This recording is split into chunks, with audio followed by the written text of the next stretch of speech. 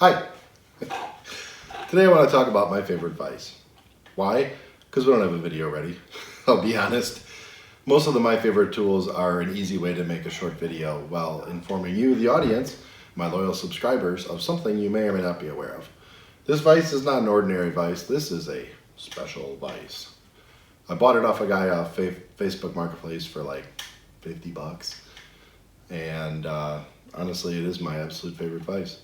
I've got much stronger ones and bigger ones, but this one's my favorite. It is the most versatile vise I've ever had in my life. So I'm going to talk about it. So things to look for in a vise. Number one, not small. Why? Because they take a beating, and the bigger they are, the larger you can get things in the jaws. If it doesn't fit in the vise, it's no good. So, number one, swivel. This one's double nice that it has a locking tab on both sides. Most vices only have it on one side. When you lock both of these and bang them a little bit with a hammer, this thing never goes anywhere. I've had cheaper vise that they move no matter how tight you get that. So that's a big bonus, these locking tabs. Number two, not all vise have them, a lot do. Little anvil up here. Now you can't, do amateur blacksmithing on this. It's not meant for that. It's just for an occasional banging on metal, usually for flattening. I don't know if you can see it, but there's plenty of dings in this over the years. I don't know who makes this vise. I suspect it's early Harbor Freight, back when they were pretty good quality. But, it's good enough for me. So, that's the most common stuff. Same thing with jaws. Any decent vise, these jaws are replaceable because the checkering on the jaws eventually kind of wears out. This one's kind of getting there. So you just buy a new set and put them on. That keeps the jaws so that they grip really well. But here's the coolest part. Ta-da! Now you wouldn't think that this rotate is a big deal, but trust me, it is. And I'll tell you why. I don't know if you remember, maybe a month or two ago, I did a little video on the sump pump stuff. I was cutting 12-foot long pieces of Schedule 40 PVC, and that's impossible for me to hold. It's just a big pain. What's nice is not only can I rotate the vise this way, but I can put a piece in here that extends way out and it will hold it. The other cool thing is that, if you want to hold something at an odd angle for working on it, I can set this to any angle I want. Doesn't seem like a lot, but it's huge, especially when you're working on small stuff or unusual spots. It's just super handy.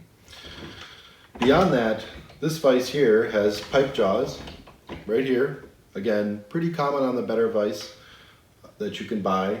Usually though, the vise is always vertical like this. You're always dealing with the jaws on the bottom. Same thing here. It's really nice. I can flip them up top. It just brings it closer to you, and it brings it better into the light. It's just a lot easier.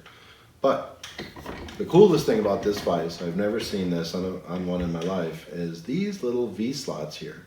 What that's for is for holding something that's round. Why is that a big deal? Well, the number one thing I use it for, believe it or not, is for winding the string on my little string trimmer for cutting the weeds. It's just impossible for me to hold. You need a one-handed or two-handed person would hold it like this and wind with the other hand. I just can't do that. When I bought this vise, I discovered that I no longer have to beg Amy to do it for me. So anything I can do for independence, hey, great. I don't really like asking for help, but sometimes it's necessary. Other things that are really cool about this vise, if you actually look very carefully, you'll notice that these two sides are square, and there's set screws here that hold these jaws in. More than once, I've actually put square stock in here, taken these jaws out and put some like square-shaped or rectangular tube in here. Just a different way to hold it. Sometimes I don't want to mar the surface up, so often I wrap it in like a shop towel and then put it in there.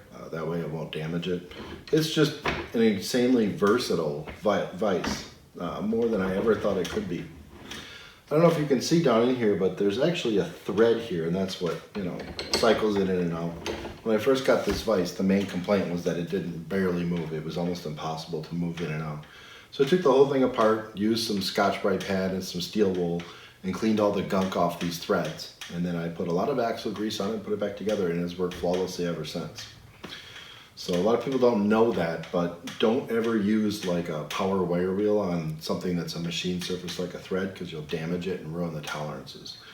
especially on a vise. The thread on that is what's called an Acme thread. It's a very specific thread cut that when tightened will not loosen. So no matter how hard you bang on this thing, it will never ever loosen. It's called an Acme thread. You could probably look it up. I'm sure some guys on YouTube could explain it better than me. So anyways, without further ado, I would show you one other really interesting thing about this vise. You know, like I said, it pivots, but what's really neat is that when you put something in it, and you tighten this vise, it usually helps if the spin's locked. But as soon as you tighten these vise jaws, it no longer rotates. It just seamlessly locks itself in position. There's no detents or anything on it, it's just a friction. So, a lot of people don't know this too, but you can take a hammer and bang a little bit harder on this to really get the sucker tight. Any good vise, that thread will not break. Now, eventually, I suppose, if you bang it too hard, it will. But in general, most vise can tolerate some pretty tight things on here. The one thing to remember is never, ever, ever put a pipe to extend the leverage on this handle. That's a really good way to break the screw. But banging out a little bit more with a hammer to get it tight, everybody does that, and it's fine. So, anyways, I hope you enjoyed this short video and maybe you learned something about a vise. So, the best name in the business for a vise, I believe, is a company called Wilton. I have a couple of those, and they are really nice. They're also $250. They're made in England. There are lots of other companies out there that make a good vise too. So it's one of those things where you're going to buy it and have it for 40, 50, 60 years. So why not invest some money in a good one?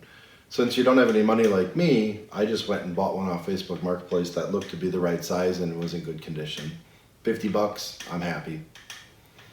I've got another one over here I'll show you in a minute. That is a Wilton, an antique one, probably from the 30s or 20s that I rehabbed and put new wood on. I bought that off eBay for $20. So I'll show you that in a minute. Yeah, here's my old, probably 1910s or 20s vise. I believe it is a Littlestown. It's pretty old. It was rusty. I got it off eBay for $20. I sandblasted it, repainted it, and made new wood blocks for it. Here's the advanced situation. I've got 3 chargers here and none of them work.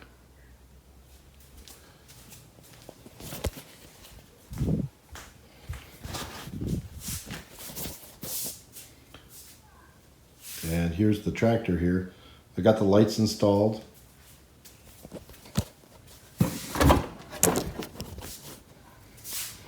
I've got it all secured properly and loomed on the inside here, all the way down to a connector point.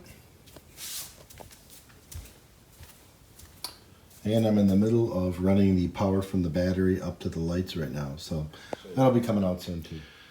So as far as the YouTube channel goes, I've got at least 6 or 7 videos that I've shot and have not had time to edit yet. Right now we're editing one on a soundproof door from my bedroom to turn it into a cocoon because the kids make too much noise and sometimes I want to take a nap on the weekends. I'm also literally in the middle of wiring up my tractor. I'm putting on a couple of insanely bright lights so I can pick leaves up in the dark and plow the snow in the dark because the days are short here in Indiana. I also ordered parts to add a RV-like charging system to my van because the kids keep leaving the lights on, or when the van sits for a while, just because it's a 20-year-old van, the battery tends to go dead. So I've used a couple of chargers and they work okay, but they're kind of a pain to put on. So I'm gonna do it up proper and build it the way an RV would be done for not a lot of money. So other things I got in the works, I've got all the wood milled up from my dad to make a really nice picket fence for my Harbor Freight trailer. It's all maple and oak, I believe, so that's coming. I also need to finish the dust collector series. I've got all the pipe and all the electronics, everything I need to finish the control circuit and all the piping. It's just that spring came, it got nice outside, and I didn't want to be in the basement doing projects. So, but rest assured, as soon as the weather gets lousy, oh my God, there's a, get off there.